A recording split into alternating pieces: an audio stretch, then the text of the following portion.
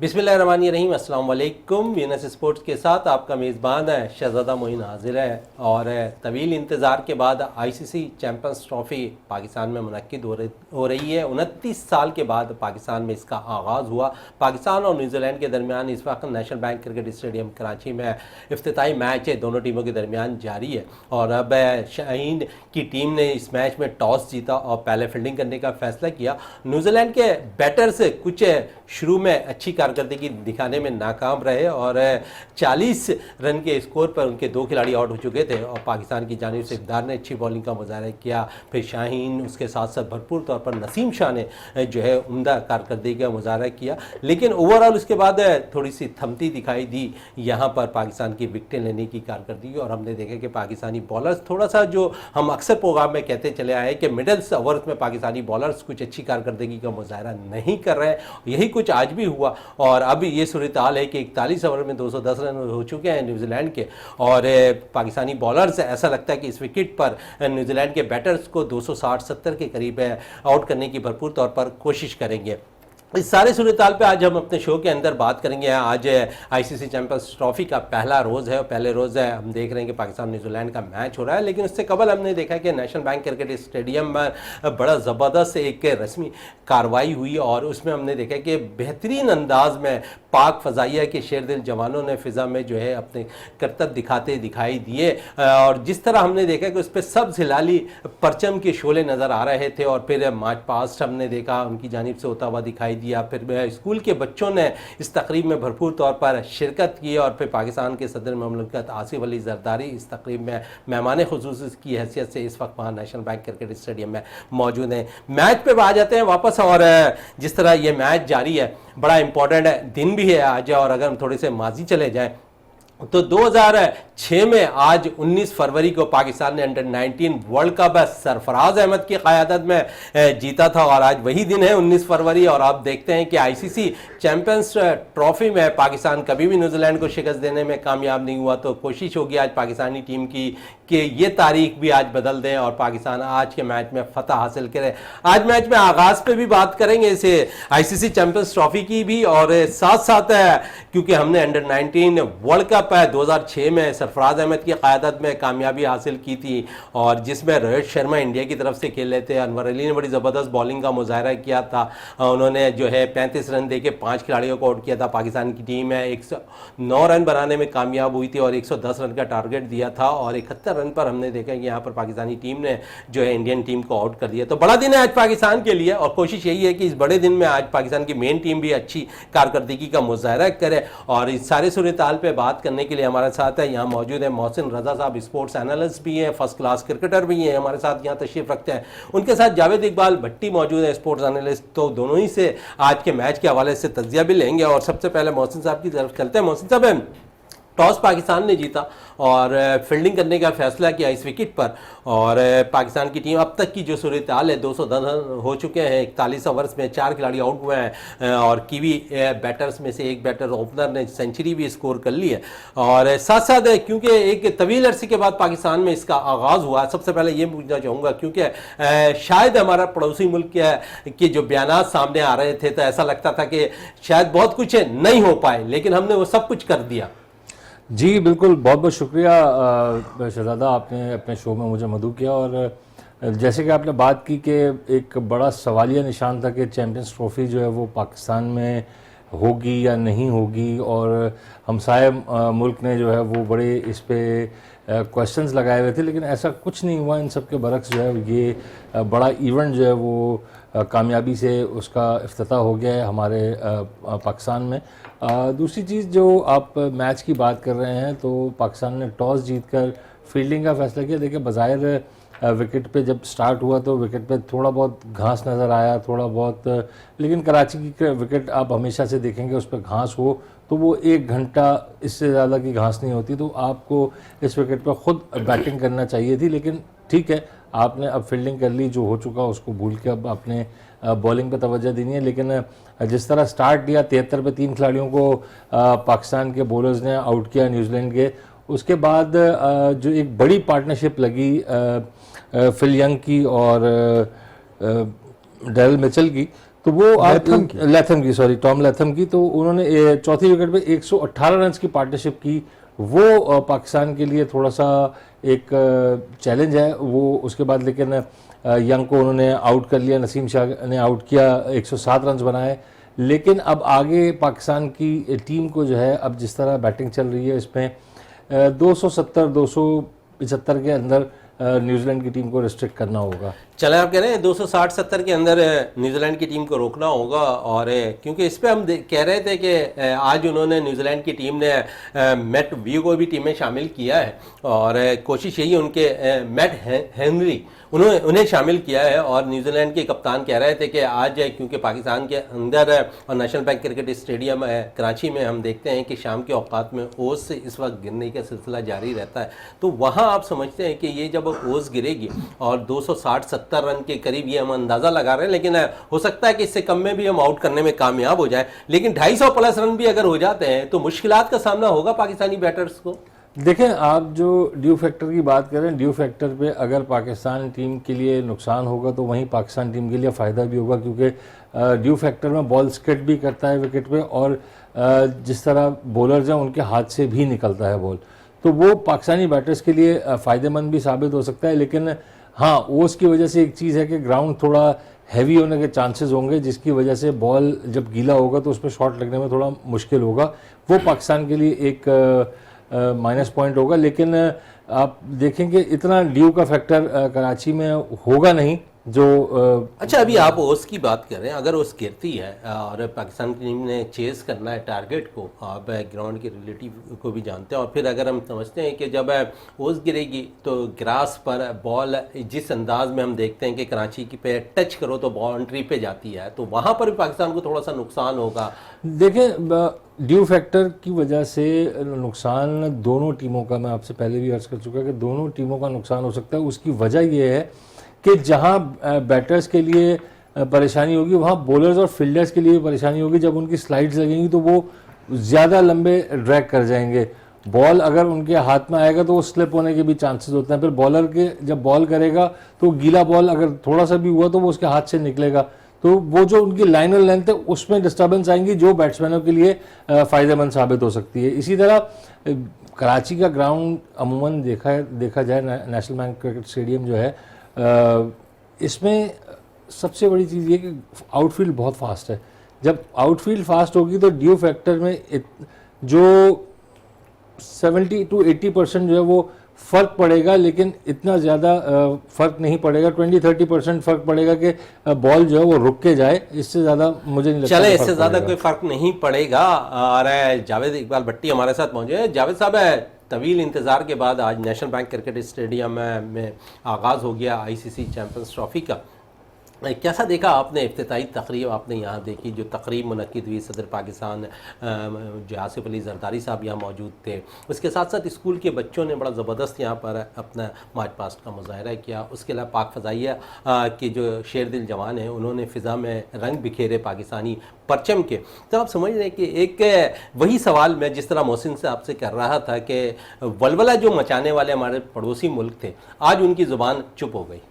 जी मोइन भाई, बहुत शुक्रिया। जिस तरीके से देखें, आज हमने जो चैम्पियन ट्रॉफी का इतना इंतज़ार कर रहे थे, उस इंतज़ार की घड़ियां जो है आज ख़त्म हुई। और जिस तरीके से हमने ओपनिंग की, जैसे अभी आपने अपने इंट्रो में कहा कि जनाब आसिफ अली जरदारी जो है सदर ममलिकत पाकिस्तान और ख़ातून अव्वल आसफा भुट्टो साहिबा, जो दोनों जो महतूज थे, और फिर जिस तरीके से पाक फ़ज़ाइया के शेर दिल जवान जो थे उन्होंने पास मार, और फिर जो फ़ज़ाओं के अंदर जो है पाकिस्तानी फ्लैग का एक नज़ारा आवाम को दिखाया, और जिस तरीके से हमने स्टेडियम की अपग्रेडेशन की, और जो पड़ोसी ममालिक थे उनको तो आज तक, कल तक वो यही कह रहे थे कि पाकिस्तान जो है ना टाइम पर स्टेडियम तामीर कर सकता है, ना ही इतनी अच्छी जो है कोई तकरीब मुनक्कद कर सकता है, क्योंकि इंडिया ने जो अपना एक छोटा सा अलग गोल बनाया हुआ था कि हमने जो है पाकिस्तान में नहीं खेलना, और उनकी ही वजह से जो कप्तानों की फ़ोटो सेशन होती वो भी नहीं हुई। लेकिन पाकिस्तान ने जिस तरीके से आज आगाज़ किया है, पूरी दुनिया में इसका बहुत अच्छा तासुर गया है।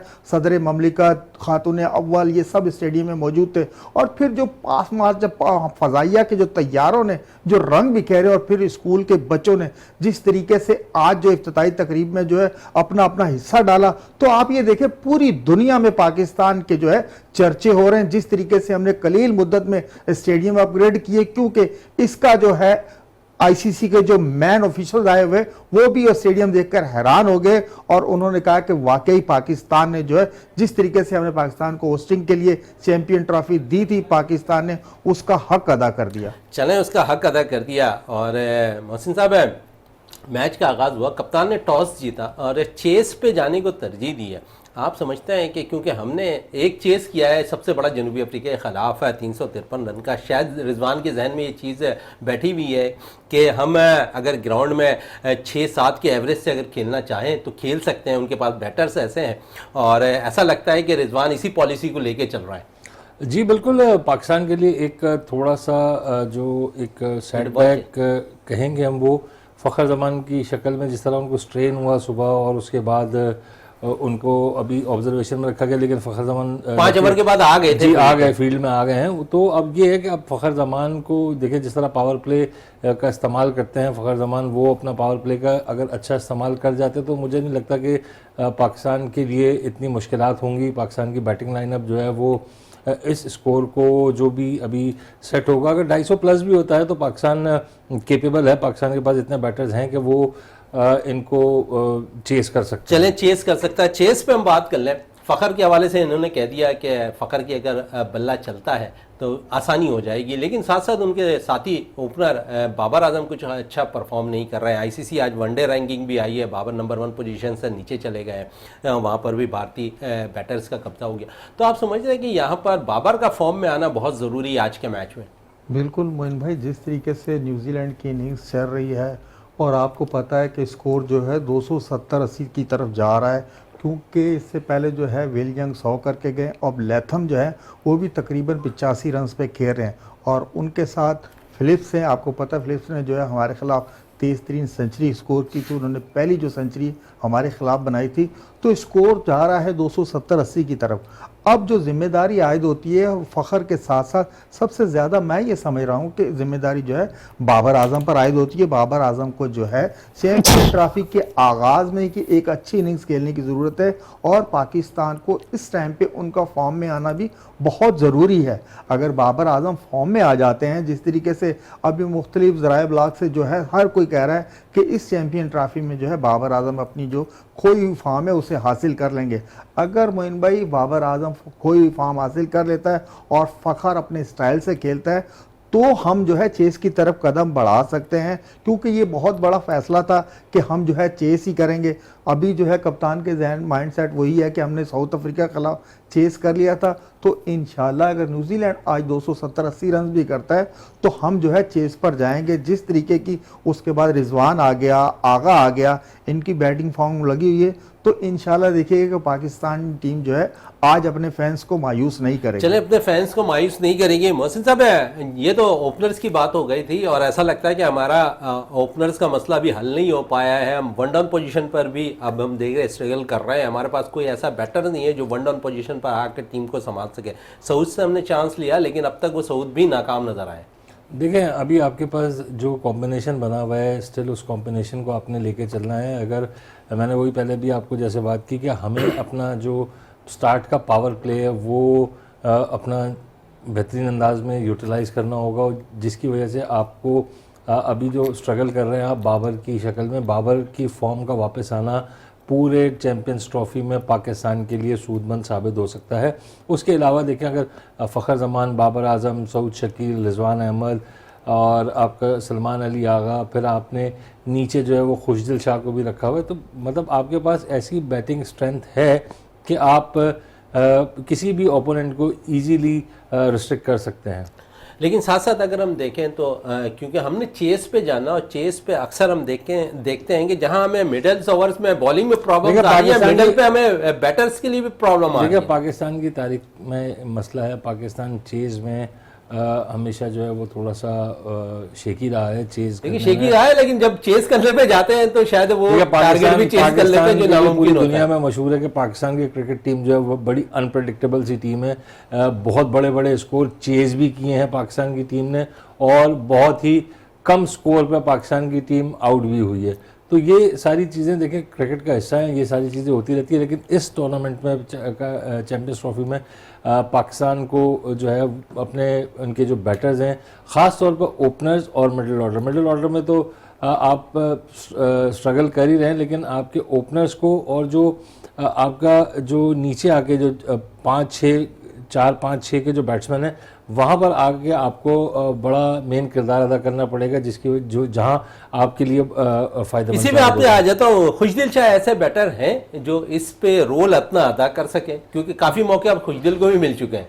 देखिए, खुशदिल शाह की बात मैं आपसे करूँगा। खुशदिल शाह ने अभी जिस तरह लास्ट बांग्लादेश प्रीमियर लीग में खेला और उसके बाद उनकी जो कारकर्दगी, उनकी इंडक्शन जो हुई, उसके बाद बहुत सारे लोगों ने सवाल भी उठाए कि इनकी इंडक्शन के बारे में पाकिस्तान टीम में।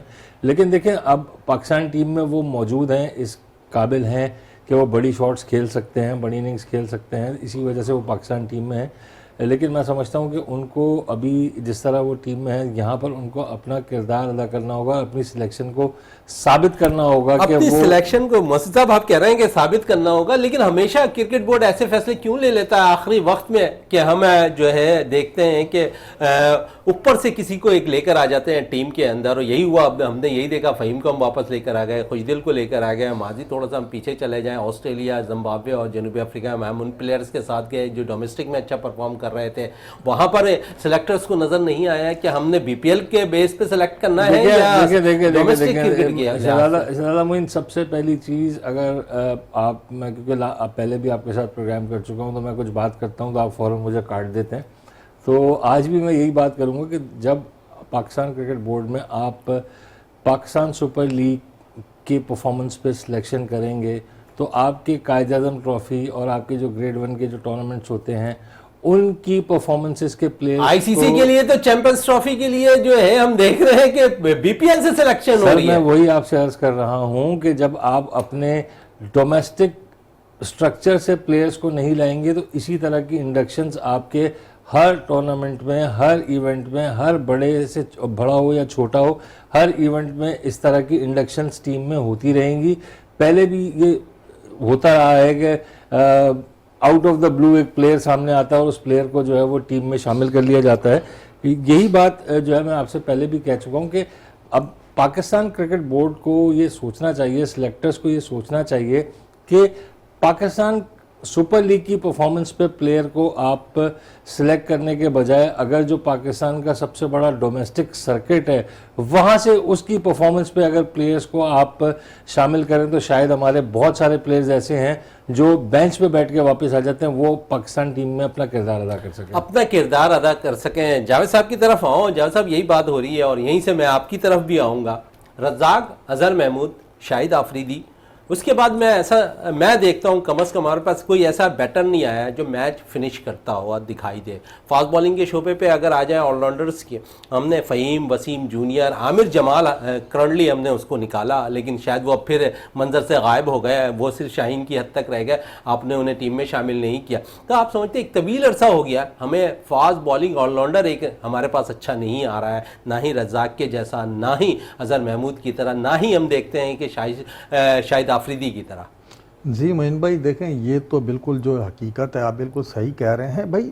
हमने जो है मुख्तलिफ जो प्लेयर्स जो है आजमाए, जैसे अभी मोहसिन भाई कह रहे थे, हम जब डोमेस्टिक को जो है इज्जत नहीं देंगे, वहाँ से प्लेयर जो है तैयार होकर आता है, आप उसे टीम में इन नहीं करेंगे, तो फिर आपके लिए ये प्रॉब्लम तो होगी। जैसे अभी आपने आमिर जमाल का कहा, आमिर जमाल एकदम जो है बिल्कुल नज़रों से ओझल हो गया है, पता ही नहीं चला कि वो प्लेयर कहाँ गया है। मोहम्मद वसीम जूनियर देख लें, बहुत अच्छी फॉर्म लगी हुई थी, लेकिन बात वही है, जो प्लेयर्स का एक पूल बना हुआ था, पाकिस्तान क्रिकेट बोर्ड ने जो वहीं से आपको एक टीम बना के देती। अभी आपने अब्दुल रज़ाक की बात की, अब्दुल रज़ाक देखें वो जो है ना पंच हिटर तैयार कर रहा है। भाई इतने दिन हो गए, अगर वो तैयार कर रहा तो कोई एक आध जो प्लेयर जो है वो नेशनल टीम को भी दे देता। अब अजहर महमूद हो गया, अजहर महमूद भी तो क्रिकेट देखने वाली आंख है, उसे भी चाहिए था कि भाई आपके जो आखिरी के नंबर्स आते हैं, जहां शाहिद अफरीदी या रज़ाक या अजहर खुद खेलते थे, वहां के लिए तो आपके पास प्लेयर ही अवेलेबल नहीं है तो आप प्लेयर कहां से लाएंगे भाई? आपने डोमेस्टिक में इन पे तवज्जो ही नहीं दी, आपके प्लेयर परफॉर्मेंस दे दे के थक गए। लेकिन जो प्लेयर परफॉर्मेंस देता है, जैसे अभी है ओपनर जो हमारा 19 का था शाहजेब, उसके ऊपर भी हमने तवज्जो नहीं दी, उस प्लेयर का भी पता नहीं कहां चला गया। तो ये सारी चीजें हैं। अब वो एक बेटा होता है ना कि वो खुद अपनी मर्जी से शादी करके बहू ले आता है। भाई अब जो है ये टीम सिलेक्ट हो गई है, अब हमने इसी को सपोर्ट करना है, इसी के पीछे जो है हम खड़े होंगे और इंशाल्लाह यही प्लेयर जो है ये रिजल्ट देंगे। इसके अलावा हम क्या कर सकते हैं? चलें, इसके अलावा कुछ नहीं कर सकते, लेकिन खिलाड़ियों पे जरूर बात कर सकते हैं। मोहसिन साहब है, फर्स्ट क्लास क्रिकेटर भी हैं। मोहसिन साहब है, मैं समझता हूं कम से कम अगर यहां पर इमाम टीम के साथ फखर के साथ ओपन करते तो शायद वन डाउन पोजीशन का मसला भी हल होता हुआ दिखाई देता। आप समझते हैं कि ये बेहतर फैसला हो जाता अगर सिलेक्शन कमेटी जो है यहाँ पर इमाम को टीम में शामिल कर लेती? देखें, सिर्फ इमाम की बात नहीं है शहजादा मोइन, जो पाकिस्तान शाहीन्स के प्लेयर हैं, उस पाकिस्तान शाहीन के कुछ प्लेयर्स ऐसे भी हैं जिनको इस वक्त चैंपियंस ट्रॉफी के स्क्वाड में होना चाहिए था, जो कि माजरत के साथ इस वक्त वो पाकिस्तान की टीम में मौजूद नहीं है इस स्क्वाड में। तो आप इमाम हो या उसके अलावा आमिर जमाल हो, उसके अलावा कोई सुफियान मुकीम एक अच्छा स्पिनर है, आपके पास स्पिनर है, आपके पास और भी बहुत सारे प्लेयर्स हैं जिनको आप अपनी टीम के साथ स्क्वाड में शामिल कर सकते हैं। देखिए, जब तक पाकिस्तान टीम में प्लेयर टीम के साथ नहीं होगा, जब आप प्लेयर को ग्रूम तो करें। हमने माजी में अगर आप देखें, हमने अपने साथ एक लंबे अरसे तक मोहम्मद हफीज़ को टीम में रखा। मोहम्मद हफीज़ पाकिस्तान के की प्लेयर बने। हमने शोएब मलिक, बेहतरीन ऑलराउंडर, एक अरसे तक पाकिस्तान की टीम में रहे और फिर ग्रूम हुए। यही वो प्लेयर्स थे ना जो वसीम अकरम, वकार यूनुस के होते हुए भी टीम में मौजूद होते थे। तो वहाँ से उनकी ग्रूमिंग हुई। हमारे यहाँ आजकल जो अभी करंट सिनेरियो चल रहा है, इसमें कोई ऐसा प्लेयर हमें नहीं दिखता जो पाकिस्तान की सीनियर टीम के साथ ट्रैवल कर रहा हो या उनके साथ स्क्वाड में हो या उनके साथ ट्रेनिंग कर रहा हो, वहाँ पर उनकी ग्रूमिंग हो रही हो। ऐसी तो कोई चीज़ अभी तक नज़र में नहीं आई है किसी के। अच्छा, नज़र में नहीं आई, आप बड़ी अच्छी बात कर रहे हैं। लेकिन मैं 2-3 प्लेयर्स के हवाले से ज़रूर बात करूंगा आपसे कि आपने कहा ना कि अभी पाकिस्तान शाहीन के साथ ट्रैवल कर रहे हैं। मोहम्मद हारिस एक ऐसा बैटर, विकेट कीपर बैटर, जब वो तजुर्बा उसके पास आना शुरू हो गया, तजुर्बाकार प्लेयर बनता रहा, तो हमने ऐसा लगा कि दूध में से मक्खी की तरह जो है, दूध में से मक्खी की तरह की बात नहीं। आज वो पाकिस्तान शाहीन की कप्तानी भी कर रहे हैं, लेकिन टीम के लिए आप देखें ना, सिलेक्शन तो इस क्राइटेरिया पे होगी ना। वो एज विकेट कीपर बैट्समैन है, तो क्या आप मोहम्मद रिजवान को रिप्लेस करेंगे? उस्मान खान भी तो टीम में है। आप उस्मान खान बिल्कुल टीम में है, लेकिन उस्मान खान को आप ने तो खिलाया, कितना खिलाया आपने उसको? आपने तो डोमेस्टिक सीजन खेले ही नहीं। हमारे यहाँ सबसे बड़ा मसला है कि हम लोग अपनी मर्जी से प्लेयर को मार्क कर देते हैं कि जी ये प्लेयर T20 का प्लेयर है, ये प्लेयर वनडे का प्लेयर है, ये टेस्ट का प्लेयर है। इस तरह नहीं होता। जब आप देखें कि एक बंदा परफॉर्म कर रहा है, क्या सऊद शकील T20 में परफॉर्म नहीं करते? क्या आप पाकिस्तान सुपर लीग में अगर आप जैसे आपका क्राइटेरिया बन चुका है, अब जो मुझे दिखता है कि PSL के प्लेयर पाकिस्तान टीम में आ रहे हैं, तो क्या सऊद शकील PSL नहीं खेलते? बॉलिंग भी करते हैं, बॉलिंग भी करते। मतलब अब एक आपके पास सेटबैक था इस टूर्नामेंट में। सबसे बड़ा जो सेटबैक हुआ है वो साइम अयूब की शक्ल में आपको हुआ है कि साइम अयूब की इंजरी ने आपको एक बहुत बड़ा धचका दिया, क्योंकि वो आपके पास टॉप ऑर्डर में एक अच्छे पावर प्ले को यूटिलाइज करने वाले प्लेयर थे, अच्छे प्लेयर थे, जो अनफॉर्चुनेटली इंजर्ड होके टीम में नहीं है। इसके अलावा इमाम को, आपने इमाम की बात की, इमाम को बिल्कुल पाकिस्तान टीम में होना चाहिए था। आप लोग तो क्रिटिसाइज करते रहेंगे कि जी वो इसका भतीजा है, उसका भांजा है, ऐसा, लेकिन उसकी परफॉर्मेंस भी तो आप उठा के देखें कि उसने किया क्या है। इमाम उल हक ने बहुत सा, इमाम उल हक 10 से ज्यादा सेंचुरियां हैं वनडे क्रिकेट के अंदर। देखें कि वनडे क्रिकेट में इमाम उल हक का स्टैट जो है वो कितना बेहतर 46-47 के करीब है उसका। उनका स्टैट तो देखें ना, कि उनके स्टैट, आप बात करते हैं प्लेयर के स्टैट्स की कि प्लेयर ने क्या किया है, जो किया है उसके हिसाब से आप उसकी टीम में शमूलियत करते हैं। तो इमाम उल हक की परफॉर्मेंस तो बहुत सारे प्लेयरों से बेहतर है, तो वो टीम में शामिल क्यों नहीं हुए? तो ये हमारे यहाँ सबसे बड़ा प्रॉब्लम। अच्छा, साथ साथ में मोहसिन आपसे ये भी पूछूंगा कि डोमेस्टिक की आप बात कर रहे थे कुछ देर कबल, और कायद आज़म ट्रॉफी पाकिस्तान का सबसे बड़ा डोमेस्टिक सीजन का इवेंट होता है। साहबजादा फरहान मुसलसल रन करते हैं, टॉप ऑर्डर पर पाकिस्तान के नंबर 1 प्लेयर बनते हैं डोमेस्टिक के। फिर यही होता है कि आप एक टूर लेकर जाते हैं, परफॉर्म नहीं होता है, एक टूर के अंदर बाहर कर देते हैं। एक लड़का 3 साल से पाकिस्तान टीम के साथ एज ए ओपनर खेल रहा, अब्दुल्ला शफीक, एक सीरीज के अंदर 3-0 पे आउट होते हैं, उसे टीम से बाहर कर देते हैं।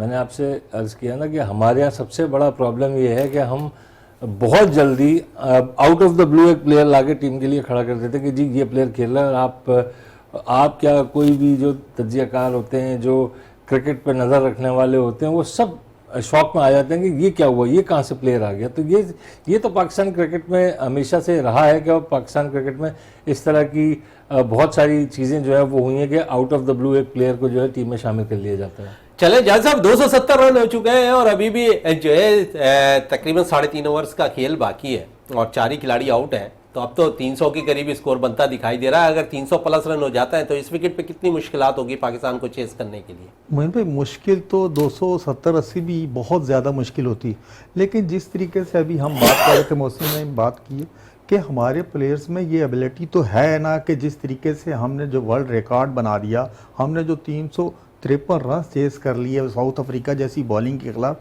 तो हमें ये उम्मीद रखनी चाहिए कि जिस तरीके से आज आगाज़ हुआ है चैम्पियन ट्रॉफी का, और फ़खर और बाबर अगर आपको ओपनिंग में एक अच्छा स्टैंड दे देते हैं, तो मैं नहीं समझता कि हम चेस नहीं कर सकते।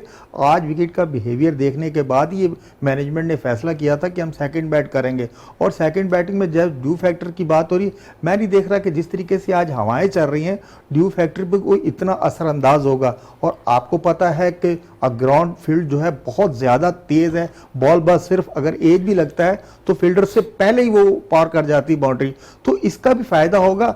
असल मसला है आज हमारा ओपनिंग स्टैंड, और मैं ये देख रहा हूँ अगर 300 प्लस रन बन जाते हैं तो आपको अपने नंबर में शफलिंग करनी पड़ेगी। जिस तरीके से तैयब ताहिर नीचे आके रने बॉल खेलता है और हर वो शॉट खेलता है जो क्रिकेट में होती है, तो थोड़ी सी अगर शफलिंग करके तैयब ताहिर को ऊपर लेकर आते हैं तो इंशाल्लाह जो पाकिस्तान जो है आज चेस कर जाएगा। पाकिस्तान चेस कर जाएगा, यहाँ कह रहे हैं जावेद इकबाल भट्टी और मोहसिन साहब है। क्योंकि हमारा लम्या ये है, अभी पिछले 3 मैचेस से हम देख रहे हैं कि हमारी जो बॉलिंग स्टैंड है, फास्ट बॉलिंग, वो एक मैच में 352 रन देती है, एक मैच में 330 रन देती है। आज अब तक 270 रन स्कोर हो चुके हैं, 47 ओवर्स हो रहे हैं। तो आप समझ लें कि हमारी तो फास्ट बॉलिंग जो हम दुनिया में धाक बटाते थे कि हमारे पास नंबर 1 बॉलर्स हैं, और जैसा लगता है कि पिछले 4 से 5 मैचेस के अंदर कोई ऐसी कारकर्दगी उनकी नज़र नहीं आ रही। आप समझ लें कि कुछ मुकम्मल तौर पर जो हमारे फास्ट बॉलर हैं वो फिट नहीं है। हारिस भी मुकम्मल फिट नज़र नहीं आ रहे हैं। शाहीन को रिदम अगर हम देखें तो शुरू के ओवर्स में 2 ओवर्स तक तो वो रिदम में बॉल कर रहे होते हैं, फिर उसके बाद ऐसा लगता है कि शाहीन के अंदर भी कुछ ना कुछ मसाइल हैं। फिर अगर हम फास्ट बॉलिंग का शोबा देखें नसीम शाह के हवाले से, तो कुछ ऐसा लगता है कि उनका वेट भी बढ़ गया है। तो आप समझते हैं कि हमारा फास्ट बॉलिंग का शोबा कुछ कमज़ोर है जिसकी बिना पर रन बन रहे हैं। जी बिल्कुल शहजादा मोइन, आपने जो बात की, बड़ी अच्छी बात की कि शुरू के 2 ओवर में उनका रिदम जो है वो कुछ और होता है, और उसके बाद क्योंकि आज हमने खुद आंखों से देखा उसके बाद उनका रिदम कुछ और होता है। उसकी मेन वजह यह है कि जो मैं आपसे अभी तक कहता आ रहा हूँ कि हम ज़्यादातर प्लेयर्स को हमने हमारी जो क्रिकेट है वो T20 तक महदूद हो गई है। T20 तक महदूद होने की सबसे बड़ी वजह यही है कि हम लंबी रेस के जो घोड़े हैं उसको नहीं खिलाते, लंबी रेस के जो घोड़े हैं ना वो तैयार नहीं कर पा रहे हैं। क्योंकि अगर 10 ओवर आपने करने हैं, 10 ओवर के लिए आपके पास वो स्ट्रेंथ होनी चाहिए कि वो आप 4 ओवर की क्रिकेट वाला अपना माइंड सेट ना करें। आपके पास वही 50 ओवर की क्रिकेट वाला माइंड सेट होना चाहिए कि आप जब 10 ओवर करने जाएं तो आपके जो लास्ट के डेप्थ के जो ओवर्स हैं, डेप्थ के ओवर्स में आपके फास्ट बॉलर जो कारामत साबित होते हैं वो हमारे नहीं हो पा रहे। हमारे तो शुरू के ओवर्स में नहीं हो पा रहे, तो ये डेप्थ के ओवर्स में कैसे होंगे? तो यही वजह है कि हम अगर अब शाहीन को फॉर्म में आने की बहुत ज़रूरत है। शाहीन बिल्कुल ऑफ कलर जा रहे हैं। अभी तक शाहीन की परफॉर्मेंस देखेंगे, जिस तरह उन्होंने स्टार्ट लिया था, शाहीन ने टेक ऑफ किया था, उसके बाद अब शाहीन जो है वो अपनी परवाज़ नहीं कर पा रहे हैं। जो बॉलिंग में उन्होंने स्टार्ट में किया था वो चीज़ें अब उनमें दिखाई नहीं दे रही हैं, या उन पर वर्क करने की ज़रूरत है, या उनकी मेंटल काउंसलिंग करने की ज़रूरत है। ये सारी चीज़ें देखनी पड़ेंगी। इसी के साथ साथ आप हारिस रऊफ़ अनफिट होकर फिट हुए हैं, उनको थोड़ा सा टाइम लगेगा मुझे लगता है। नसीम शाह के बारे में आप ने सही कहा कि नसीम शाह को देखना पड़ेगा कि अपने वेट पे उनको थोड़ा सा कंट्रोल करना पड़ेगा, जिसकी वजह से देखें एकदम से वो जोर लगाएंगे तो अपने आप को अनफिट करेंगे। तो आपके पास ऑप्शन नहीं है कि इन 3 फास्ट बॉलर्स के अलावा आप किन को खिलाएं, क्योंकि आपके पास तो बाहर से प्लेयर लाने की आप हमारे माशाल्लाह से सिलेक्टर सोचते ही नहीं है। चलें बाहर से पहले सिलेक्टर सोचते नहीं है। जहाँ साहब अभी बात हो रही थी मिडल ओवर्स के और 3 फास्ट बॉलर के तो यहाँ बता दिया है मोहसिन ने कि ये कारकर्दगी है, लेकिन हमारे पास मिडल्स में माजी उठा लें तो सकलैन, सईद अजमल, हमारे स्पिनर्स रोल अदा करते थे। सबसे पहली चीज़ तो आप ये कि आपके पास कोई मिडल में अच्छा ऑलराउंडर नहीं है जो कि फास्ट बॉलिंग ऑलराउंडर जिसको हम कहते हैं कि जैसे जावेद भाई ने पहले कहा कि रज़ाक, अजहर महमूद की गहरी नज़र है। इन लोगों ने मतलब बिलावल भट्टी के बाद मुझे बताएं कौन सा अच्छा ऑलराउंडर आपने प्रोड्यूस किया? ना वसीम जूनियर को आपने कंसिस्टेंट किया, ना आपने आमिर जमाल को कंसिस्टेंसी दी। अब आप कहते हैं कि हमारे पास ऑलराउंडर की कमी क्यों है? आपके पास तो दुनिया के बेहतरीन ऑलराउंडर रह चुके हैं अजहर महमूद और अब्दुल रज़ाक की शक्ल में। चले अब्दुल रज़ाक और अजहर महमूद की शक्ल में मैं वापस यही आता हूँ। और जिस तरह मिडल्स पे इन्होंने फास्ट बॉलिंग ऑलराउंडर की बात की तो आज पाकिस्तान पे अनवर अली के हवाले से भी बात करेंगे। बिलावल का भट्टी का नाम लिया, बिलावल और अनवर दोनों साथ खेला कर रहे थे। पीछे मैचेस में उन्होंने पाकिस्तान को मैचेस भी जिताए। अनवर अली पे भी तवज्जो नहीं दी गई, बिलावल भट्टी पे भी तवज्जो नहीं दी गई। फिर अहमद वसीम हमारे पास आए थे लेफ्ट आर्म स्पिनर, शायद वो अब होते टीम में तो जो नई बॉल से बॉल करने वाला मसला होता तो शायद वो भी हल हो चुका होता। मिडल पर जो बैटिंग की बात हो रही है, अहमद बड़ी अच्छी बैटिंग करते हुए दिखाई भी दी है। और साथ साथ क्योंकि सकलैन और सईद की मैं बात कर रहा था, आपके पास ऐसा स्पिनर नहीं है जो मिडल पे बॉल भी कर सके। आप इब्रार पे यही रिलाइव कर रहे हैं कि इब्रार आपको विकेट लेके देगा, लेकिन यहाँ इब्रार भी नाकाम नजर आ रहा है मिडल पे बॉल करते हुए। फिर खुशदिल शाह पे बड़ा इनिसार है, सलमान पे बड़ा इनिसार है, लेकिन बड़े मैचेस के लिए आपको जीनियन एक ऐसा स्पिनर होना चाहिए जो पाकिस्तान को मैचेस जिताता रहे। माजी अगर देखें तो सकलैन और सईद ने काफ़ी मैचेस जिताए हैं, मुश्ताक अहमद ने मैचेस जिताए। जी मोइन भाई, आप बिल्कुल सही निशानदेही कर रहे हैं। जिस तरीके से सकलैन हो गया, मुश्ताक हो गया, ये लड़के वो थे जो तन तनहा हमें मैच जितवा दिया करते थे। और इनके क्रेडिट पे तो रन्स भी है। अगर फंसा हुआ मैच होता था, इन पे इतना एतमाद होता था, इतना इंटरनेशनल क्रिकेट का इन्हें तजर्बा था, इतना इन्हें सेंस था कि फंसे हुए मैचेस भी ये जितवा देते थे। लेकिन अभी जैसे आपने बात की कि सिर्फ अबरार अहमद, हमने एक जेन्युइन स्पिनर रखा, अबरार अहमद मिस्ट्री स्पिनर, उसके भी 10 ओवर है, एक ही उसने आउट किया है। और खुशदिल और आगा ने भी 10 ओवर कर दिए, उन्होंने 60 रन दे दिए। असल मसला यह है कि जैसे सुफियान मुकीम हो गया, कासम अकरम हो गया, इन तरह के बॉलर्स पे मेहरान मुमताज हो गया, ये जो यंग ब्रिगेड आने वाली थी, इनके लिए तो आपने दरवाजे ही नहीं खोले ना। जब जाहिद महमूद, इनके लिए अगर आप दरवाजे खोलेंगे तो ही आके ये अपनी परफॉर्मेंस देंगे ना। हम यहाँ बैठ कर, हमें पता, हमें नजर आ रहा है, हम ग्राउंड पे जाते हैं, हम देखते हैं कि उनकी जो है क्या क्वालिटी, किस तरीके के स्पिनर्स हैं। अभी देखें साजिद खान को देख लें, सारी दुनिया कह रही थी कि साजिद खान अगर चैंपियन ट्रॉफी में होगा तो अबरार से अच्छी बॉलिंग कर सकता है और एग्रेसिव बैट्समैन भी है वो। असल मसला मोइन भाई बात वहीं आ जाती है कि हमने एक मुख्तसर सा पूल बनाया हुआ है और हमारे कुछ प्लेयर ऐसे हैं जो अपनी जगह जो है डग आउट पे अपने हमपला प्लेयर्स को देखना भी पसंद नहीं करते। चले देखना भी पसंद नहीं करते। और थोड़ी सी बात कर लें क्योंकि बड़ा दिन है आज, 19 फरवरी, पाकिस्तान अंडर 19 ने मोहसिन साहब कामयाबी हासिल की थी। 2006 में वर्ल्ड कप जीता था सरफराज की क़यादत में। फिर हमने सरफराज की क़यादत में चैंपियंस ट्रॉफी भी जीती है। आज उसी चैंपियंस ट्रॉफी का दिफा भी कर रहे हैं हम। तो क्या कहेंगे उन यादों के हवाले से, जहां अनवर अली ने बड़ी ज़बरदस्त बॉलिंग की थी, 5 विकेटें उन्होंने हासिल की थी 35 रन देकर। फिर 17 रन की बारी भी खेलने में कामयाब हुए थे। सरफराज 15 रन खेले थे। लेकिन उस मैच में मुझे याद है कि 109 रन के बाद ऐसा नहीं लगता था कि पाकिस्तान टीम वो मैच फाइनल जीत सकती थी। फिर इंडिया की टीम मद्दे मुकाबिल थी, सामने रोहित शर्मा जैसा प्लेयर वहां से खेल रहा था, जडेजा जैसा प्लेयर वहां से खेल रहा था। तो आप समझते हैं कि एक बड़े बैटर, आज वही जडेजा और रोहित शर्मा आप देख लें कि इंडियन टीम में मौजूद है। लेकिन हमने वही वाली बात आ गई कि हमने अंडर 19 सतह से भी कोशिश नहीं की कि वहां से कोई अच्छे प्लेयर्स निकाले, ऊपर लेकर आए जो पाकिस्तान को परफॉर्म कर सके। देखिए शहजादा मोइन, सबसे पहले तो मैं आपसे एक बात करूंगा कि पाकिस्तान क्रिकेट की हिस्ट्री में कभी ऐसा नहीं हुआ कि अंडर 19 का जो टूर्नामेंट होता है वो ना हुआ हो। पिछला साल उठा के आप देख लें, पिछले सीज़न में पाकिस्तान अंडर 19 का टूर्नामेंट ही नहीं हुआ। तो आप कैसे उन यादों को आज की बातों से आप मिक्सअप कर सकते हैं कि उस वक्त तो देखिए प्रॉपर अंडर 19 की, देखिए अंडर 19 टीम में सरफराज अहमद खेले, सरफराज अहमद पाकिस्तान टीम के कप्तान बने, कंसिस्टेंसी करते हुए उनको एक रूट, एक रास्ता मिला हुआ था, एक पाथवे मिला हुआ था, उस पर वो चलते हुए आ गए। इसी तरह अनवर अली, इसी तरह आपके पास इमाद वसीम उसी में से आए। आपके पास बहुत सारे प्लेयर आए।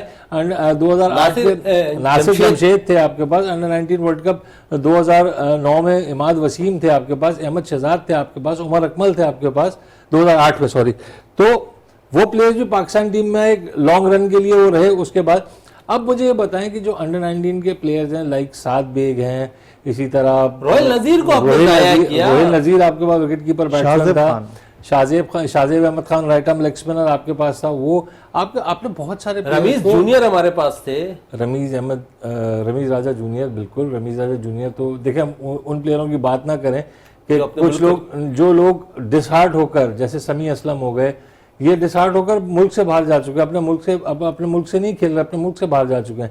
रमीज राजा जूनियर हो गए, इसी तरह आप कामरान साजिद एक प्लेयर हुआ करते थे, वो भी चले गए हैं। इसी तरह नजफ शाह एक फास्ट बॉलर हुआ करते थे, वो भी अमेरिका चले गए। तो बहुत सारे लोग जो है वो मुल्क छोड़ के जा रहे हैं। आप समझते सबसे मेन वजह इसमें मोहसिन साहब है कि डोमेस्टिक क्रिकेट को इज्जत नहीं दी जा रही है, और ऐसा लगता है कि ये क्रिकेटर जो है यहाँ परफॉर्म कर बैरून मुल्क जाकर अपना क्रिकेट कैरियर जो है बनाना चाह रहे हैं। आप मुझे एक बात बताएं, इंटरनेशनल क्रिकेट में आपके कौन से प्लेयर्स जो हैं वो आपके पास से खेल के गए हुए हैं? ये मेरा सवाल है आपसे, आप मुझे जरा इसका जवाब दें। बिल्कुल, अभी तक तो ऐसा भी कैसे नहीं है। आपका पाकिस्तान का प्लेयर सिकंदर रजा जिम्बाब्वे से खेल रहा है, आपका पाकिस्तान का प्लेयर जो इमरान ताहिर टॉप बॉलर आपका साउथ अफ्रीका से खेल गया। तो आप जब वो दूसरे मुल्कों में जाकर परफॉर्म कर सकते हैं तो आपके मुल्क में क्यों नहीं कर रहे? बड़ी गहरी बात इन्होंने की कि अपने मुल्क में नहीं कर रहे हैं, लेकिन हमने एक उस्मान खान को तो लिया है। एक उस्मान खान को लिया, तो उस्मान खान को आपने चांस कितना दे दिया, कितना खिला दिया आपने उस्मान खान को? चले जी, क्या कहेंगे आप इस पे? मैं मोहसिन भी असल मसला, जैसे अभी आपने प्लेयर्स का नाम लिया अंडर 19 से, असल मसला ग्रास रूट लेवल से जो आए हुए प्लेयर होते हैं ना, वो हमेशा से जो है अपनी परफॉर्मेंस को बरकरार रखते हैं। जैसे सरफराज हो गया, अनवर हो गया, इन प्लेयर ने जो अपनी परफॉर्मेंस को बिल्कुल तसलसल से जो है जारी रखा, और वो जब नेशनल टीम में आए तो वहाँ आकर भी उनकी परफॉर्मेंस वैसी ही रहती है। जैसे हम बात कर रहे थे कि अब ऐसा हो रहा है कि हमारे अंडर 19 में जो प्लेयर परफॉर्म कर रहे आ रहे हैं, या ग्रास रूट लेवल से जो हमारे प्लेयर परफॉर्म करते हैं, और उसके बाद कायद आजम ट्रॉफी देखें, असल बेस तो कायद आजम ट्रॉफी है हमारी नेशनल टीम में आने के लिए। आपकी बात काट रहा हूं माजरत के साथ, हमारे पास एक प्लेयर था उस्मान सलाउद्दीन, वो कहां है? उनका भी वो भी मेरे ख्याल डोमेस्टिक ही खेल रहा है, वहां बिल्कुल रन्स के ढेर हैं उसके ऊपर। सर इसीलिए तो मैंने साहबजादा फरहान का आपसे नाम लिया है कि डोमेस्टिक। चले, साहबजादा फरहान को हम इसलिए भी देखें, शहजादा मोइन, साहबजादा फरहान को हम इसलिए भी पीछे छोड़ सकते हैं कि साहबजादा फरहान की एज का भी फर्क हो सकता है, लेकिन जो उस्मान सलाउद्दीन करंट प्लेयर है, आपने उस तक को तो अभी तक कंसिडर ही नहीं किया। तो मोहसिन भाई यही तो फर्क है ना, जैसे अभी मोइन भाई ने नाम लिया है रोहित शर्मा का या पांड्या का या कोहली का, अगर वो अंडर 19 से खेलते हुए आ रहे हैं तो देखें वो तसलसल से परफॉर्मेंस भी दे रहे हैं, और हमेशा से इंडिया की टीम में वो मौजूद होते हैं, वो कोई भी फॉर्मेट हो वो खेलते हुए कंटिन्यू आ रहे हैं। हमारे यहाँ अगर प्लेयर परफॉर्म कर आता है, जब आप उसके लिए जो है दरवाजे ही नेशनल टीम के नहीं खोलेंगे तो जाहिर है दिल बर्दाश्त होकर, जैसे कई प्लेयर जो है आपने जब भी बताया कि वो बाहर चलेंगे, कबल उस वक्त जो है रिटायरमेंट लेकर चले गए यहां से प्लेयर। असल मसला ये, जब तक आप ग्रास रूट लेवल से जो प्लेयर आता है और जो हमारी डोमेस्टिक खेल कर आता है उसे इज्जत नहीं देंगे तो आपको प्लेयर कहां से प्रोड्यूस होंगे, वो चाहे ऑलराउंडर हो या फास्ट बॉलर हो या स्पिनर हो। चले मोहसिन साहब, 294 रन 48 ओवर में 4 खिलाड़ी आउट है, और ऐसा लगता है कि 2 ओवर्स में जो है काया पलट सकती है, और जिस अंदाज में फिलिप बैटिंग कर रहे हैं ऐसा लगता है कि 300 प्लस से स्कोर अगर अबव हो गया तो फिर वही बात आ जाएगी कि ओपनर का परफॉर्म करना बड़ा ज़रूरी है। देखें 294 रन अगर 48 ओवर में हुए हैं तो जाहिर सी बात है, और 300 प्लस चले गए, 300 प्लस तो ऑटोमेटिकली चले गए ना। इसमें दो ओवर का मतलब ये होगा कि 2 ओवर में अब कोई हमारे पास, हमने कोई ऐसा मिस्ट्री बॉलर तो नहीं है ना इस वक्त के हमारे पास कि वो रिस्ट्रिक्ट कर देगा 6 रन के अंदर 2 ओवर्स को। तो 2 ओवर्स में ये 6 रन, और आखिर के जो अब जिस तरह की क्रिकेट एग्रेसिव क्रिकेट हो गई तो इसमें तो ऑब्वियस है कि इतना आप जाएंगे। अब मुझे लगता है कि 2 ओवर में कम से कम भी अगर ये 10 से 20 रन के दरमियान भी जाएंगे तो वही 230 वाला स्कोर बन रहा है। बात वही आ गई कि हम मिडल पर आज भी जो है स्ट्रगल कर रहे हैं। डेप्थ ओवर्स में हमारे साथ सबसे बड़ा मसला है कि डेप्थ ओवर्स में हमारे बॉलर्स जो है वो नाकाम साबित हो रहे हैं। डेप्थ ओवर्स में पाकिस्तान को बहुत काम करने की ज़रूरत है कि आखिरी के जो 5 से 8 ओवर्स हैं उनमें पाकिस्तान को किस तरह, जैसे हमारे पास माजी में देखा जाए कि उमर गुल, वसीम अकरम, इस तरह के जो बॉलर्स होते थे वो डेप्थ में बड़े उमर गुल का अगर मैं नाम ना लूँ तो ये ज्यादती होगी कि उमर गुल जिस तरह डेप्थ में हमारे पास बॉलिंग किया करते थे वैसा जमान खान कहाँ चले गए? हमने उसको सबसे बेस्ट बॉलर करार दिया है। सर हम तो यही बात तो इतनी देर से कर रहे हैं कि हमारे आउट ऑफ द ब्लू जब प्लेयर आएंगे तो पुराने प्लेयरों का क्या होगा, यही तो मैं आपसे इतनी देर से बात कर रहा हूँ। मोहसिन भाई देखें, आज न्यूजीलैंड की बैटिंग देखें, उनके जो टॉप ऑर्डर थे 3 जो बैट्समैन थे वो हमने आउट कर दिए थे 75-76 पे, और उसके बाद वेलियंग ने 100 कर दिए, लैथम ने 100 कर दिए और नीचे से फिलिप्स ने आके 60-70 रन कर दिए। इस वक्त टॉप परफॉर्मेंस जा रही है, इनफॉर्म बैट्समैन है केन विलियमसन। आपने तो केन विलियमसन से तो जान छुड़ा लिया आप लोगों ने। बिल्कुल, और अभी देखें ना, अभी इतना स्कोर बन गया। देखें अगर इतना स्कोर बन सकता है, न्यूजीलैंड बना सकती है, सिर्फ 2 प्लेयर ने 100 किए और एक ने 60-70 रन किए, तो अगर हमारी तरफ से भी हमारे अगर 2 प्लेयर 100 करते हैं और 2 50-50 करते हैं तो रन कोई मुश्किल नहीं है इस विकेट पे। असल मसला है कि जब आप विकेट पर आएंगे आपको लेथम की तरह सब्र का मुजाहरा करना होगा और आपकी जो स्किल्स है वो आपने विकेट पे शो करनी, कोई जल्दबाजी नहीं की। लेथम की आप इनिंग्स देखिएगा, अभी वो 113 पे नॉट आउट है और जिस तरीके से उन्होंने प्रेशर में आकर, न्यूजीलैंड के जब 3 बैट्समैन 4 आउट हो गए थे, उन्होंने प्रेशर में आकर अपनी इनिंग बिल्ड की, रने बॉल पे गए और अब जो है वो सेंचुरी करके और न्यूजीलैंड के जो 330 की तरफ लेकर जा रहे हैं। लेकिन साथ साथ मोहसिन साहब ये भी मसला है पाकिस्तान टीम के साथ है कि चेस थोड़ी सी प्रॉब्लम हो रही है, आप भी कह रहे हैं, लेकिन थोड़ा सा नफसियाती दबाव पाकिस्तान टीम पे भी होगा कि आईसीसी चैंपियंस ट्रॉफी में कभी न्यूजीलैंड की टीम ने जो है शिकस्त नहीं खाई है पाकिस्तान से, तो ये प्रेशर भी आप देखिए मैं इस चीज़ को नहीं मानता कि नफसियाती दबाव होना चाहिए, क्योंकि आप एक वर्ल्ड चैम्पियन और चैंपियंस ट्रॉफी की डिफेंडिंग चैंपियन टीम है, तो आपको मुझे नहीं लगता कि आपको इस चीज़ का प्रेशर होगा कि आप न्यूजीलैंड से कभी नहीं जीते। ये तो क्रिकेट है, इसमें आप मोहसिन भाई आप ये नहीं समझते कि ये प्रेशर नहीं होगा? असल प्रेशर ये है कि पहले हम 2 मैच जो है ट्राई नेशन के न्यूजीलैंड से हार कर आए हैं। अब इसका बड़ा ज्यादा प्रेशर होगा कि हमने जो है इस हार को जो मोड़ना है और हमने जीत की तरफ जाना है। एग्जैक्टली ऐसा ही है। लेकिन बात वही है कि पाकिस्तान के जो मैंने आपसे पहले बात की ना कि अगर आप अच्छा एक ओपनिंग स्टैंड देते हैं, पावर प्ले का अच्छा इस्तेमाल कर जाते हैं, तो मुझे नहीं लगता कि आप न्यूजीलैंड के खिलाफ आपको मुश्किलात होंगी। इजीली आप इस टारगेट को अचीव कर जाओगे। यहाँ आप कह रहे हैं कि ईजिली, लेकिन यहाँ सब्र तहम्मुल का भी मुजाहरा करना होगा। जावेद साहब जिस तरह कह रहे हैं कि लेथम ने जिस तरह सब्र तहम्मुल का मुजाहरा किया, विकेट पे स्टे किया, मेंटेन किया अपने आप को, और फिर बात वही आ गई कि जिस तरह अब वो खेल रहे हैं फिलिप्स उसके साथ जिस तरह बैटिंग कर रहे हैं, तो हमारे पास बात वही है मोहसिन साहब कि हमारे पास कोई ऐसा बैटर नहीं है जो मैंने आपसे कहा ना कि बाबर आजम को अपना किरदार अदा करना पड़ेगा। बाबर आजम, चले बाबर ऊपर से कर देते तो नीचे को भी बड़ा इंपॉर्टेंट रोल अदा करना पड़ेगा। आप खुजदिल तक क्यों जा रहे हैं? आपके पास सऊद शकील है, आप सऊद शकील पे जाएं, आप तैयब पे जाएं, आगा सलमान है, आप खुजदिल तक क्यों जा रहे हैं? रिजवान खुद है, तो आप पहले इन प्लेयर्स पे तो रिलाई करें। खुजदिल तो फिर भी नीचे के प्लेयर हैं आपके पास जो नीचे से आपको सहारा दे सकते हैं। अगर वो नीचे से आपको सहारा देने के मतलब जिस तरह वो एग्रेसिव बैटिंग करते हैं, अपनी एग्रेसिव बैटिंग के लिए मशहूर है, वो अगर उस टाइम पे आके अच्छे 30 रन भी कर जाते हैं 10 बॉलों पे, 12 बॉलों पे, तो वो भी आपके लिए कारआमद है। लेकिन आपके पास जो असल स्ट्रेंथ है आप उसकी बात करें कि आपने रिजवान को, बाबर आजम को, सऊद शकील को, सलमान अली आगा को, ये 4 आपके जो प्लेयर हैं इनको अपना किरदार अदा करना होगा। तैयब को कहाँ तक देखते हैं कि तैयब जो है अगर स्ट्राइक रेट हमें 10 की चाहिए हो, 12 की चाहिए हो, तो तैयब किस तरह की परफॉर्म कर सकते हैं? अभी ऐसा मौका तैयब के लिए नहीं आया है, लेकिन अगर ऐसे मौके आते हैं तो तैयब किस तरह परफॉर्म करेंगे? देखें तैयब इसी तरह जिस तरह तैयब को लाया गया है टीम में, तो तैयब ताहिर अपनी इसी बैटिंग की वजह से ही तो टीम में आए हैं। तो अब अगर वो इस तरह की परफॉर्मेंस नहीं करेंगे तो उनका टीम में फ़ायदा क्या है? लेकिन तो आपने कुछ देर से कबल तो इरफान खान नियाजी को भी टीम में रखा था इसी नंबर के लिए। हमारे यहाँ तो मेक शिफ्ट का तो वतीरा रहा है कि हम लोग मेक शिफ्ट किए बगैर तो रह ही नहीं सकते ना। बड़े से बड़े टूर्नामेंट में हम एकदम से प्लेयर को चेंज कर देते कि जी ये प्लेयर अब 11 एक बंदा परफॉर्म करता हुआ है, आपने उसको बिल्कुल ही साइड लाइन करके दूसरा प्लेयर ले आया, तो एक प्लेयर को जब एकदम से वो बड़े टूर्नामेंट में आएगा तो उसको वो साइकोलॉजिकल प्रेशर आ जाएगा कि मैं बड़े बड़े इवेंट में परफॉर्म करना है मुझे, तो वहां उसकी परफॉर्मेंस पे जो है वो मसले आते हैं। चले मसले आते हैं, और यही मैं जावेद साहब बात ये है कि अभी 49 ओवर हो चुके हैं और 307 रन बन चुके हैं, आखिरी ओवर जारी है। और आप समझ रहे हैं कि ये तो हम कह रहे थे कि 260-70, यहाँ तो 300 प्लस स्कोर हो चुके हैं अब।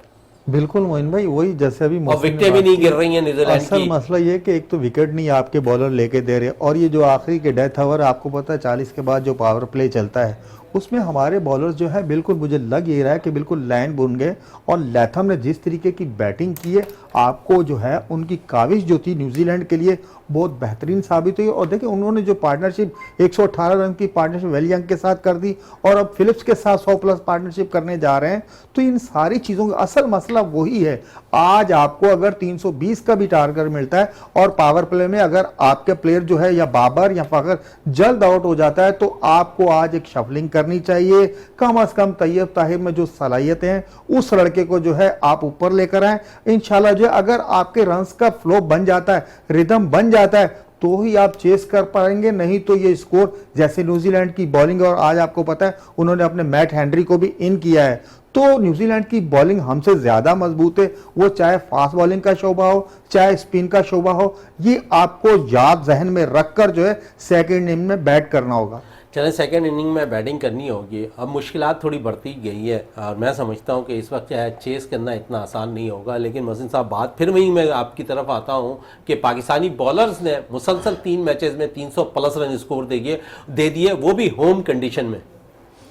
देखिए पाकिस्तानी बॉलर्स ने आपने एक मुझे ट्राई सीरीज़ से लेकर अभी तक आप मुझे बताएं कि आपने कितने दूसरे बॉलर्स को चांस दिया है। आपने तो उन्हीं बॉलर्स को उन्हीं ट्राई सीरीज इसलिए थी कि आपकी प्रैक्टिस हो, आपकी अगर प्रैक्टिस हो तो आप एक मैच में प्रैक्टिस करें, एक मैच में आप दूसरे प्लेयर को चांस दें ताकि आपके पास एक ऑप्शन आ जाए कि आप इस बॉलर को यूज़ करें या यूटिलाइज कर सकें। आपने तो किसी टूर्नामेंट किसी भी इवेंट में उससे पहले जो आपने खेला उसमें भी आपने किसी प्लेयर को चांस नहीं दिया। और तो हसनैन आपके पास मोहसिन भाई आकिब जावेद भी आए थे, वो भी मिला बेंच पे बैठे रहे। बिल्कुल बिल्कुल बिल्कुल बेंच पे बैठने का तो हमारा बहुत पुराना। लेकिन एक बड़ी इंपॉर्टेंट चीज है इसमें कि 135-40 की रफ्तार से शाहीन भी बॉल करते हैं, 140 से जायद के रफ्तार में नसीम शाह बॉल करते हैं, मोहम्मद हसनैन भी इसी की लगभग 40 प्लस की स्पीड में बॉल करते हैं। आपने 3 फास्ट बॉलर ऐसे टीम में शामिल किए जो 40 प्लस की स्पीड से बॉल करते हैं। हारिस का रिदम भी यही है, 140 प्लस है। तो आप समझे हमने तो बहुत ज़्यादा तेज़ बैटरी पे जो है निसार कर लिया। जी बिल्कुल आप सही कह रहे हैं, लेकिन अगर आप यहाँ देखें हसनैन को, आप हसनैन की बात करते हैं, बिल्कुल हसनैन को चांस देना चाहिए था। लेकिन बात वही आती है कि पाकिस्तान में कौन सी ऐसी विकेटें हैं जहाँ पर आपके फास्ट बॉलर करामत साबित होते हैं। पाकिस्तान की जितनी विकेटें हैं वहाँ पर तो स्पिनर्स ने आपको हमेशा कंटेन करके दिया या आउट करके दिए। तो फिर हम हीटर और ये फैन लगाने के बाद जो है विकेटें बनाते हैं, उन विकेटों के बॉलर तो हमने तैयार किए ही नहीं है। ऐसे ही है। तो आपके पास देखिए ऑप्शन था। आप अगर ये सोच रहे हैं कि आपने इन प्लेयर्स पे इंसार किया है और आपको इस वक्त जैसे इन्होंने जावेद भाई ने बात की साजिद खान की, तो मैं यहाँ बात करूँगा कि ज्यादती सबसे बड़ी जो होगी वो नोमान अली का नाम लेकर होगी। नोमान अली को आपको इसमें चांस देना चाहिए था, साजिद खान को आपने चांस देना चाहिए था। तो आपके पास एक प्रॉपर जो स्पिनर है, जो जेन्युइन स्पिनर है, वो आपके पास टीम में होना चाहिए था। इन विकेटों पे जेन्युइन स्पिनर का काम है। अगर आप खुशदिल को एज ऑलराउंडर खिला रहे हैं तो आपको एक स्पिनर को जरूर इंडक्ट करना चाहिए था, एक ऑलराउंडर बिठा के। अच्छा थोड़ी सी इसी पे आ जाता हूँ, नुमान और साजिद पे। मोहसिन साहब आप समझते हैं कि मुखालिफ टीम कम से कम प्रेशर में जरूर होती है नुमान और साजिद की परफॉर्मेंस से, जिस किस्म की उन्होंने परफॉर्मेंस दी है होम कंडीशन के अंदर। देखिए होम कंडीशन के अंदर उन्होंने जब उनको खिलाया है उन्होंने परफॉर्म करके दिया है टेस्ट मैच में। अब टेस्ट मैच में आप ये कह रहे हैं कि देखें जब टेस्ट मैच की क्रिकेट होती है ना उसमें बड़ा स्टडी गेम होता है, बड़ा सोच समझ के आपको खेलना है, बड़ा ओवर्स का आपको मसला नहीं है। ऐसी ही अगर इन बॉलर्स को आप इधर इस कंडीशंस में लाके खिलाएंगे तो जहां बैट्समैन जो स्लॉगर्स होंगे इनको मारने जाएंगे, कोई बॉल अपिश खड़ी कर देगा, कैच होने का चांसेस हैं, कोई इनको मारना इतना आसान नहीं होगा। हम लोग ये समझते हैं कि जी हमने स्पेशलिस्ट जो है वो टेस्ट का बना दिया, तो टेस्ट के स्पेशलिस्ट को अगर आप जो टीमें हैं वो वीडियोस देख रही हैं, आजकल का वो जमाना नहीं है एनालिस्ट बैठे हुए सब कुछ। अब एकदम से आप एक प्लेयर को इन करेंगे तो वो दीगर टीमों के प्लेयर्स के लिए मसला खड़ा करेंगे, क्योंकि उन प्लेयर्स पे वर्क ही नहीं हुआ होगा, उन स्पिनर्स पे वर्क ही नहीं हुआ होगा। तो अगर वो टीम में आते हैं तो वो सबसे बड़ा प्लस पॉइंट आपके लिए होगा। ये चलें, आपके लिए होगा। और जावेद साहब, बात हो रही थी नुमान साजिद की, लेकिन आप समझते हैं कि इस स्क्वाड के अंदर अगर इब्रार शामिल है, हम कह रहे हैं कि मिस्ट्री स्पिनर, लेकिन दीगर जो टीमें हैं वो 2 से 3 स्पिनर्स अपने साथ लेकर आई हैं, तो हम क्यों नहीं तजुर्बा कर सकते थे? यही मोइन भाई, ये सवाल जो है ना, सबसे बड़ा सवाल जो है ये हमारी जो क्रिकेट इंतज़ामिया है या आकिब जावेद है या कप्तान है, उनसे बनता है। भाई इंडिया की टीम को देखिए, वो 5 स्पिनर के साथ आ रहा है और तमाम टीमों के पास 3 से 4 जो है जेन्युइन स्पिनर हैं। और आज देख लीजिए, जब हम जाएंगे चेस करने, आप सेंटर का किरदार देख लेना, ब्रेसवेल का किरदार देख लीजिएगा, इनके स्पिनर्स और हमारे स्पिनर्स। देखिए हमारा सिर्फ एक ही स्पिनर है अबरार। वही बात जैसे अभी मोहसिन भाई कहते, साजिद और नुमान का जो आपस में एक मेल बन गया था, जिस तरीके से दोनों एंड से वो आपको विकेटें लेकर देते थे, आपको उन्हीं प्लेयर पे जाना चाहिए था। उन दोनों के साथ तो ज्यादती नजर आ रही, लेकिन घूम फिर के बात वहीं आती है मोहसिन भाई कि अब जो टीम सेलेक्ट होगी, हमने जो है इसी को बैक करना है और इंशाल्लाह हमारी कोशिश होगी। जैसे आज 321 का टारगेट दे दिया न्यूजीलैंड ने, ये किस तरीके से चेस करने के लिए जाते हैं। अब हमें सिर्फ इसी का इंतजार है जब सेकंड इनिंग में होगी, क्योंकि आपको पता है जिस तरीके से लैथम ने इनिंग्स के लिए, विल यंग ने इनिंग्स के लिए, फिलिप्स जो खेल गया 50-60 रन करके गया है, 5 आउट हुए और 320 रन लगा दिए हमने। चले 320 रन स्कोर कर लिए न्यूजीलैंड ने आज के मैच में। 321 रन का टारगेट पाकिस्तान को दिया है। और मोहसिन साहब क्या कहेंगे, आखिरी 2 मिनट हमारे पास है। जी बिल्कुल, मैंने वो जिस तरह मैंने पहले कहा आपसे कि हमें अपने जो पावर प्ले को है वो बेहतरीन अंदाज में यूटिलाइज करना पड़ेगा, जिसमें आप अगर ऐसा भी कर सकते हैं कि रिजवान के साथ अगर आप रिजवान के साथ अगर आप फ़खर जमान को ओपन कराते हैं तो इन दोनों को एक स्टैंड सेट करना पड़ेगा। फिर 3 नंबर पर बाबर को आके वहाँ से अपनी इनिंग को बिल्ड करना चाहिए, क्योंकि अगर देखें ओपनर अगर बाबर आजम ओपन करते हैं तो बाबर आजम को यूटिलाइज करने में टाइम लगेगा। बाबर आजम जिस तरह के प्लेयर हैं वो अपने आप पहले बिल्ड करते हैं इनिंग को, तो रिजवान ऐसे प्लेयर हैं कि जो थोड़ा सा आउट ऑफ द मतलब एग्रेसिव, थोड़ा सा ऑल आउट जाके खेलते हैं, वो थोड़ा एग्रेसिव खेलते हैं, तो वो आपके लिए इस वक्त जो है वो अच्छा पावर प्ले यूज करना। चले, बड़ी अच्छी बात की यहाँ पर मोहसिन रजा ने, और उन्होंने कहा है कि ओपनर्स अगर थोड़े से तब्दील हो जाए, रिजवान ओपन आ जाए और बाबर वन डाउन पोजीशन पर आकर अपनी थोड़ी सी इनिंग को बिल्ड कर लंबी बारी खेलने, तो शायद पाकिस्तान ये वाला टारगेट चेस करता हुआ नजर आएगा। जावेद इकबाल भट्टी साहब आपका बहुत बहुत शुक्रिया, मोहसिन साहब आपका बहुत बहुत शुक्रिया। यकीनन पाकिस्तान को इस मैच में कामयाबी हासिल करने के लिए 321 रन दरकार है, और हमारी भी ख्वाहिश है कि पाकिस्तान न्यूजीलैंड के खिलाफ है ICC चैंपियंस ट्रॉफी का इफ्तिताही मैच जीतने में कामयाब हो, क्योंकि यहाँ के इसकी मैच के बाद बड़ा इंपॉर्टेंट मैच हमारा इंडिया के खिलाफ है, खेलना है, और उससे पहले अगर हम यहाँ कामयाबी हासिल कर लेते हैं, फतह हासिल कर लेते हैं इस मैच में, तो ये एक अच्छा साइन रहेगा। इसी के साथ अपने मेज़बान शहजादा मोइन को इजाज़त दें। पाकिस्तान जिंदाबाद।